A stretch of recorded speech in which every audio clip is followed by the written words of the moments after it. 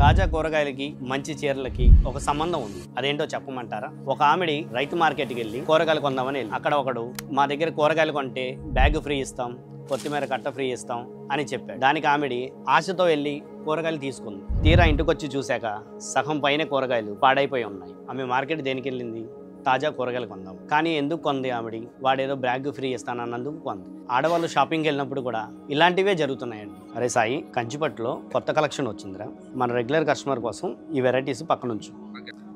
ఆడవాళ్ళు కూడా అంతేనండి. మార్కెట్కి వచ్చేటప్పుడు మంచి కలర్ కాంబినేషన్ కొనుక్కోవాలి, మంచి రేట్లో కొనుక్కోవాలి, నేను అనుకునే బడ్జెట్లో దొరకాలని వస్తారు. దారిలో వాళ్ళు చెప్పే ఆఫర్లు వీళ్ళు చెప్పే ఆఫర్లు వింటారు, విని ఆ ఐటమ్ కొంటారు. కొన్న తర్వాత ఏమవుతుంది? ఆ కుళ్ళిపోయిన కూరగాయలు లాగానే వీటి పరిస్థితి కూడా అవుతుంది. మన ఎంబీఆర్లో కూడా ఆఫర్లు ఉంటాయండి, ఫ్రీ గిఫ్ట్లు కూడా ఉంటాయి. అవి అప్పుడప్పుడు ఉండొచ్చు, ఉండకపోవచ్చు. మన ఎంబీఆర్లో ఎప్పుడు ఉండేది ఏంటో తెలుసా?